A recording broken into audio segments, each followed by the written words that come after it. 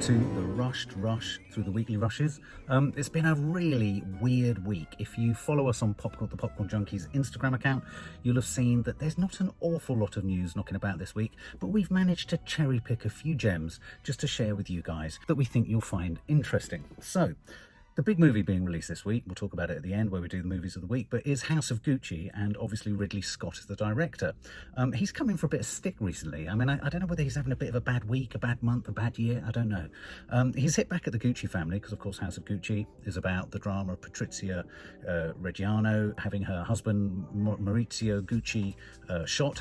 And so consequently Patrizia Gucci, who's still alive, has claimed that stealing the identity of a family to make a profit to increase the income of the Hollywood system is an outrage. So she's hammering old Ridley Scott.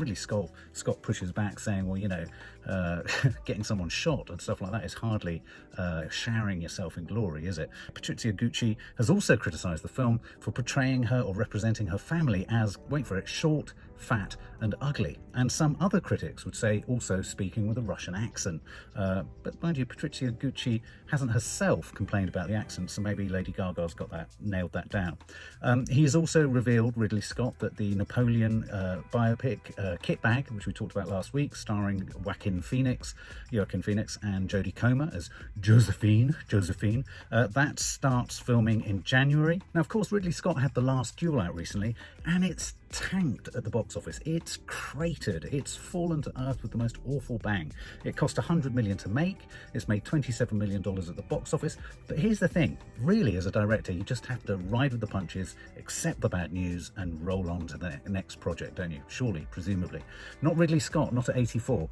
He says, and I quote, "I think what it boils down to, what we've got today, are audiences who were brought up on these fucking cell phones. The millennium do not ever want to be taught anything unless you're told it on a cell phone." Bit of sour grapes there. Not really a way to ingratiate the younger audience or your potential younger audience for any of your future films. We haven't heard about Kevin Spacey for a while, and in many regards, thank God. It's a shame because one of the things about Kevin Spacey was he was a fabulous actor, and what a shame that such talent gets eclipsed by such awful behaviour. Now, obviously, he's at varying stages of being sued and countersued and charged and arrested and all this kind of stuff, and so many cases all going all over the place. But one particular case was brought against him by the producers of House of Cards, and they've just won a lawsuit this week in arbitration against Kevin Spacey, basically saying that he was in breach of contract, unsurprisingly, due to his sexual misconduct. And to that tune, Kevin Spacey and his associate companies will have to pay the producers of House of Cards the stonking $31 million fee. One of the movies that there's been a bit of news about this week is the forthcoming Brian Epstein, manager of the Beatles movie. It stars Jacob Fortune Lloyd, who we know from The Queen's Gambit as the eponymous hero. Well, he's not eponymous because he's not in the title, but as the leading character, Brian Epstein. It mustn't be forgotten, this is a story about Brian Epstein as much as it is about the Beatles. But we had some first look images this week of the actors playing the Beatles. I don't know all of them, but we've got Jonah Lees from The Letter for the King will play John Lennon. The musician Blake Richardson of the band New Hope Club will be Paul McCartney. Leo Harvey Elledge from Creation Stories is George Harrison, and Campbell Wallace, I think an unknown, will play Ringo Starr. The film's called Midas Man. It's currently in production, and it will chart Brian Epstein's role in the explosion, if you like, of the 1960s and his influence on both the Beatles and pop music in general.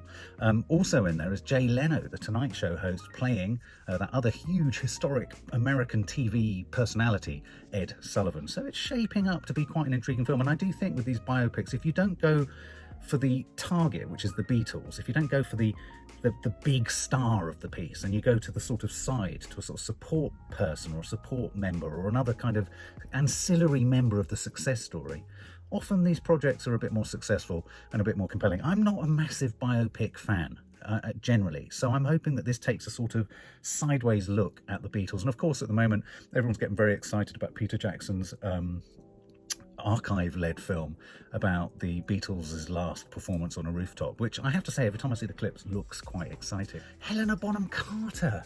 We are huge Helena Bonham-Carter fans in this household, ever since A Room with a View. We just, and Sweeney Todd, and Planet of the Apes. We just love her. We love her, just love her. I mean, I personally love her because she looks incredibly like my wife. Helena Bonham-Carter is in the news.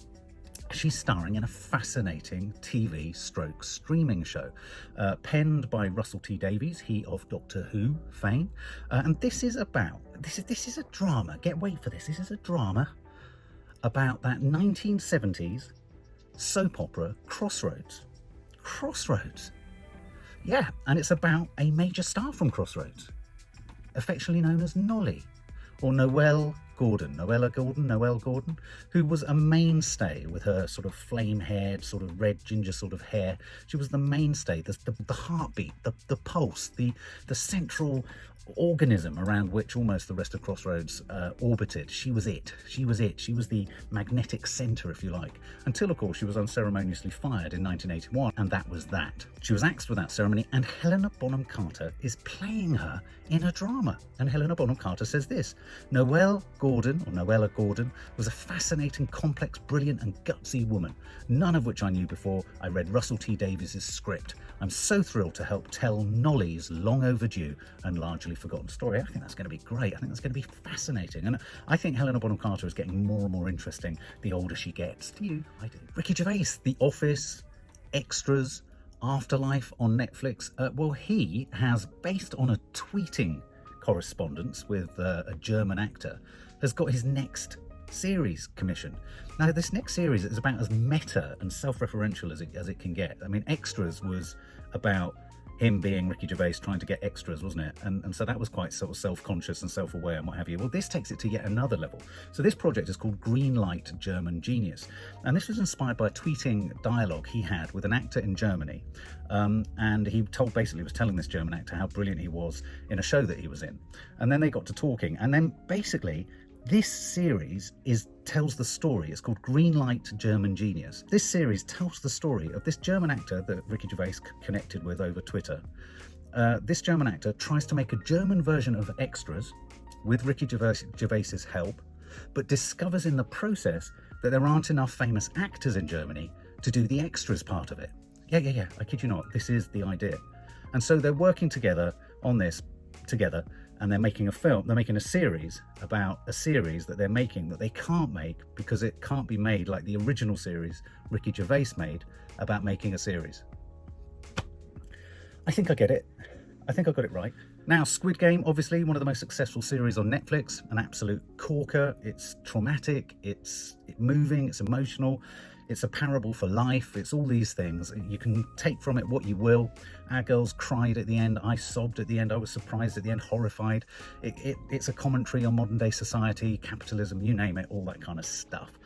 Well, someone smuggled a copy of it into North Korea, and he's been sentenced to death in front of a firing squad. I kid you not. Another student who brought the show in on I think on a DVD or on a computer has also been handed a life sentence, and 6 others who watched the show in North Korea have been sentenced to 5 years hard labour. So do not watch a bootlegged copy of Squid Games in North Korea. So what movies do you want to see this week? Well, there's the big one, House of Gucci. I'm going to see that later today. If I have one major concern, House of Gucci, telling the story of essentially the assassination of a key Gucci by his wife or ex-wife. Lady Gaga's in there, Adam Driver's in there, Jared Leto's in there, incredibly prostheticized with an awful wig. I'm worried it's going to be an awful wig fest. That's my biggest worry about this film. I'm hoping I'll be engaged, and I'm hoping I'll get a bit of the Godfather vibes, and it'll be a bit sort of sinister and sort of gangstery and all that kind of stuff, but I'm a little bit concerned. The other film this week is Reggie Yates's Pirates, which is a kind of very short, I think it only runs at about 75 minutes, comedy sort of thing about being a young lad trying to go to a house party in the 90s, and it's a bit of a comic fest between these young actors. I think if you fancy a bit of a mindless laugh, a bit of nostalgia, a bit of humour at the expense of a bunch of young wannabe partygoers, I think that sounds like your cup of tea. Those are the only 2 major films I can see that are being released this week. But if you fancy something really arresting, in the vein almost of Squid Game, though it isn't anything like Squid Game, is a new South Korean series called Hellbound. I think it's about to it's about to explode really on Netflix and be as big, if not bigger, than Squid Games. It's an interesting show because it's all about free will, it's all about sin, it's all about punishment, it's all about God's will.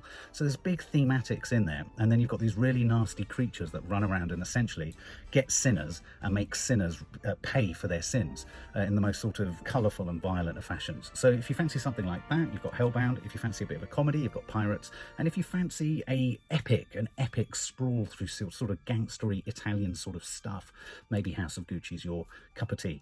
That's the news this week. More streaming news than movie news. See you next week. For more film and family fun, don't forget to click the subscribe button and make sure to click the bell to never miss an update.